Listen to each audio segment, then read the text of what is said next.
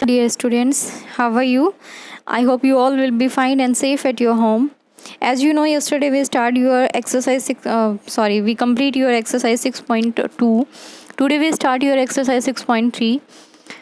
तो चलिए हम हमारा टॉपिक स्टार्ट करते हैं। जो मैंने आपको स्क्वायर रूट से रिलेटेड कुछ मेथड्स बताए थे, लास्ट वीडियो में हमने उसकी कुछ रूल्स पढ़े थे और कुछ प्रॉपर्टीज़ पढ़ी थी। 6.3 में हम आपके 2 मेथड्स लेके चलेंगे जो स्क्वायर रूट सॉल्व करने में आपकी हेल्प करेंगे। तो मैंने क्या लिखा है यहाँ पे, square root equals to 2 methods. First आपका क्या दे रखा है, रिपीटेड सब्ट्रैक्शन। रिपीटेड सब्ट्रैक्शन का मतलब क्या है, देखो मैंने आपको बताया था, एक नोट डलवाया था मैंने कि अगर आपके पास n और नेचुरल नंबर्स दे रखे हैं, ठीक है, तो इसका स्क्वायर क्या होगा, n इंटू एन, यानी n स्क्वायर हो जाएगा। ठीक है, और वैसा मैंने बताया था कि अगर आपके पास कोई a नेचुरल नंबर है और उसका स्क्वायर पूछ रहा है तो उसका फॉर्मूला क्या होगा, a into a equal to a square. तो ये फॉर्मूला मैंने बताया था। तो रिपीटेड सब्ट्रैक्शन में क्या करना है आपको कि जो आपके n और नेचुरल नंबर लेते हो ना, उन्हीं को आपको क्या करना है, सब्ट्रैक्ट करते हुए जाना है। बट ये याद रखना, इसमें कंटिन्यूस जो आपके ऑड नंबर्स हैं वो चलेंगे। ये नहीं कि फर्स्ट के बाद आपने डायरेक्ट 5 ले लिया, 5 के बाद डायरेक्ट 9 ले लिया, 3 और 7 को बीच में छोड़ दिया। नो, फर्स्ट आपको क्या करना है, 1 number, then 3, then 5, then 7, then 9, 11, 13, इस तरीके से आपको लास्ट एंड पॉइंट तक जाना है, जब तक कि आपका स्क्वायर रूट निकालने में वो नंबर क्या ना आ जाए, 0 ना आ जाए। ठीक है, यहाँ मैंने एक एग्जाम्पल दिया है, तो इस एग्जाम्पल से समझो। मैंने बोला कि 81 का स्क्वायर रूट क्या होगा, ठीक है, यानी 81 है वो किसका स्क्वायर आता है। ठीक है, तो किस मेथड से कर रहे हैं हम, फर्स्ट रिपीटेड सब्ट्रैक्शन से। रिपीटेड सब्ट्रैक्शन में देखो मैंने क्या बताया कि अगर आपके पास n और नेचुरल नंबर्स दे रखे हैं तो हम कंटिन्यूसली उनको क्या करते जाएंगे, को सब्ट्रैक्ट करते जाएंगे। और कब तक करेंगे, जब तक कि हमारे पास लास्ट में क्या ना आ जाए, 0 ना आ जाए।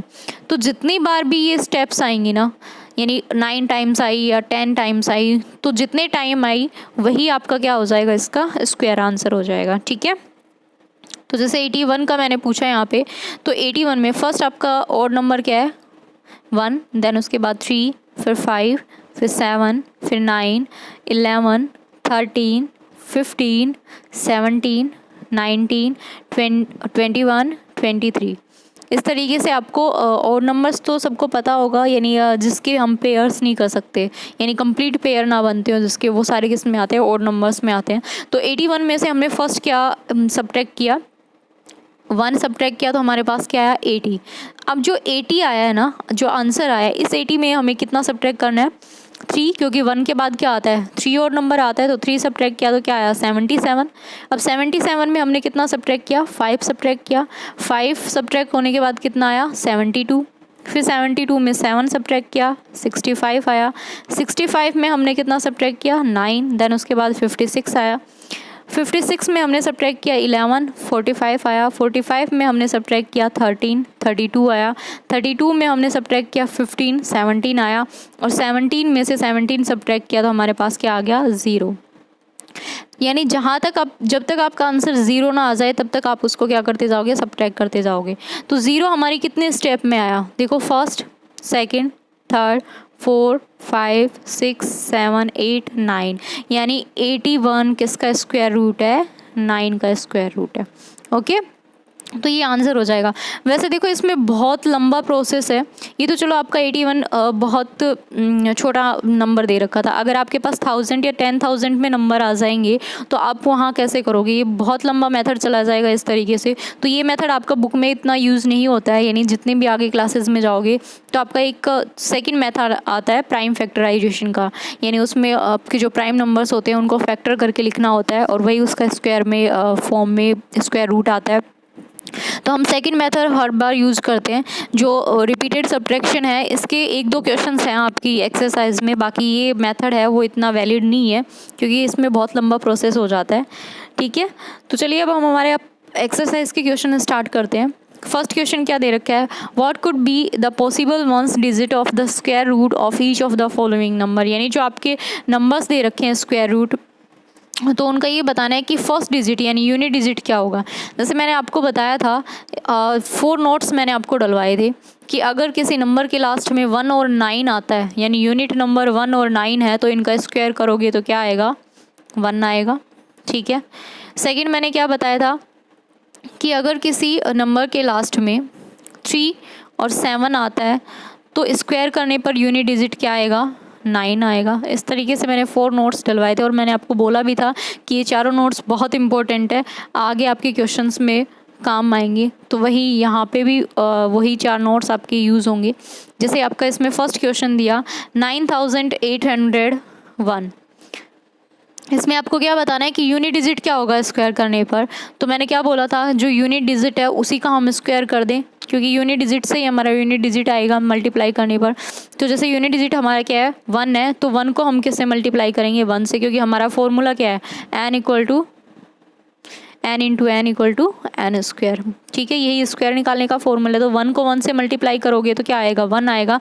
इसका मतलब इसका अगर आप स्क्वायर रूट करोगे तो उसका फर्स्ट डिजिट क्या आएगा, 1 आएगा। इसी तरह की तरीके से जैसे इसमें यूनिट डिजिट है 6, तो 6 को 6 से मल्टीप्लाई करते हो तो कितना आता है, 36, और 36 का यूनिट डिजिट क्या है, 6 है।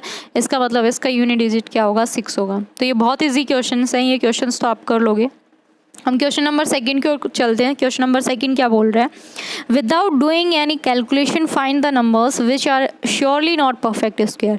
यानी इसने आपको ऑलरेडी पहले बता दिया है कि जो नीचे क्वेश्चंस दिए गए हैं, जो उनमें से कुछ नंबर्स ऐसे हैं जो क्या नहीं है, परफेक्ट स्क्वायर नहीं है, बट आपको कैलकुलेशन करके नहीं बताना। देखो, एक तो मैंने प्राइम फैक्टराइजेशन बताया था आपको। प्राइम फैक्टराइजेशन में तो हमारा एक मेथड हो गया, यानी प्राइम नंबर के अकॉर्डिंग, जो आप एलसीएम बोलते हो, उसके अकॉर्डिंग हम उसके फैक्टर्स कर लेंगे तो हमें पता लग जाएगा कि अगर उसके कंप्लीट पेयर्स बन रहे हो तब तो वो परफेक्ट स्क्वायर में आएगा, और कंप्लीट अगर उसके पेयर नहीं बन रहे हो तो वो आपके परफेक्ट स्क्वायर में नहीं होगा। तो इसने क्या बोला है कि आपको विदाउट कैलकुलेशन, यानी यहाँ आपको कैलकुलेट नहीं करना है, आपको डायरेक्ट बताना है कि कौन सा नंबर परफेक्ट स्क्वायर में और कौन सा नंबर परफेक्ट स्क्वायर में नहीं है। तो मैंने आपको एक रूल बताया था कि अगर किसी भी नंबर के लास्ट में, यानी जो आपका यूनिट डिजिट है वो क्या हो, 2, 8,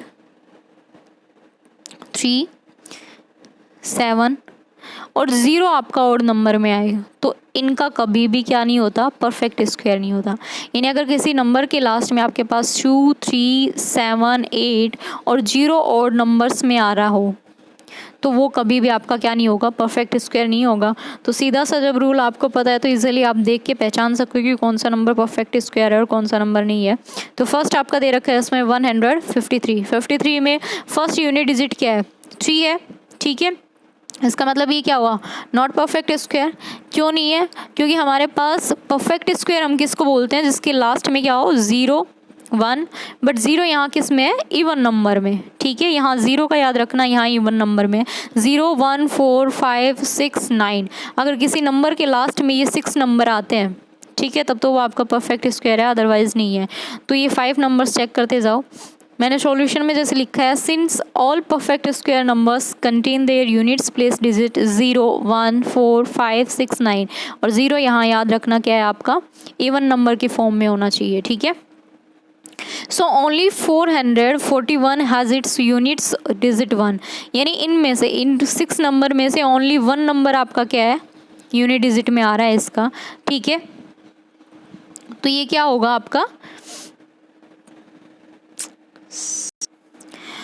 तो इसमें देखो मैंने क्या बोला, 441, इसमें आपका क्या है, यूनिट डिजिट 1 है। ठीक है, would be perfect square number, तो ये आपका क्या होगा, परफेक्ट स्क्वायर नंबर होगा।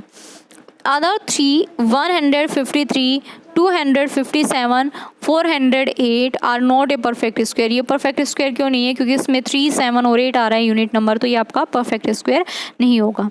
इसी तरीके से आपका क्वेश्चन नंबर 3 देखो। क्वेश्चन नंबर 3 में क्या पूछा है, find the square roots of 100 and 169 by repeated subtraction. Repeated subtraction के अकॉर्डिंग आपको क्या करना है, स्क्वायर रूट निकालना है। तो रिपीटेड सब्ट्रैक्शन में मैंने क्या बताया था कि जो आपके ओड नंबर्स है 1, 3, 5, 7, 9, 11, 13, 15, इस तरीके से जो नंबर्स आएंगे उनको क्या करते हुए जाना है, आपको सब्ट्रैक्ट करते हुए जाना है। ठीक है, तो 100 के लिए हम देखते हैं, 100 में हमने पहले कितना सब्ट्रैक्ट किया, 1, देन 99 आया, 99 में हमने 3 सब्ट्रैक्ट किया, कितना आया, 96 आया।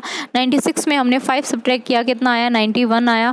91 में हमने 7 सब्ट्रैक्ट किया, कितना आया, 84 आया। ठीक है, और 84 में हमने 9 सब्ट्रैक्ट किया, कितना आया, 75। और 75 में हमने 11 सब्ट्रैक्ट किया, कितना आया, 64।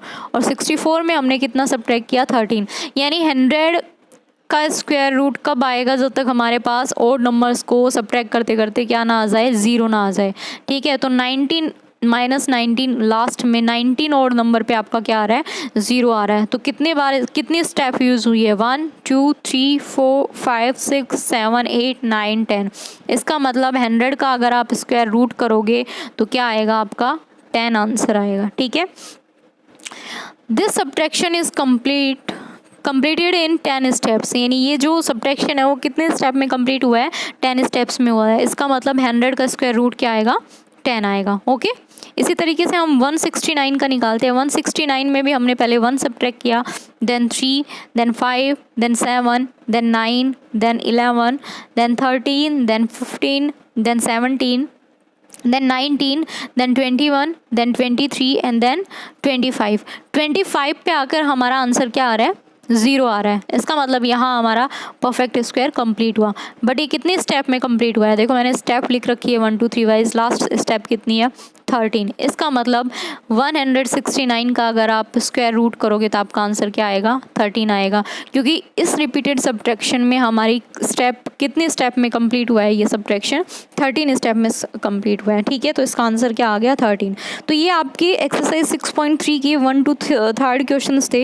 इसमें आपके 10 क्वेश्चंस दे रखे हैं, तो वो क्वेश्चंस काफ़ी लेंथी हैं, तो डेली मैं आपको 3 से 4 क्वेश्चंस करवाऊंगी। तो नेक्स्ट वीडियो में हम 4 से 6 या 7 तक के क्वेश्चंस करेंगे।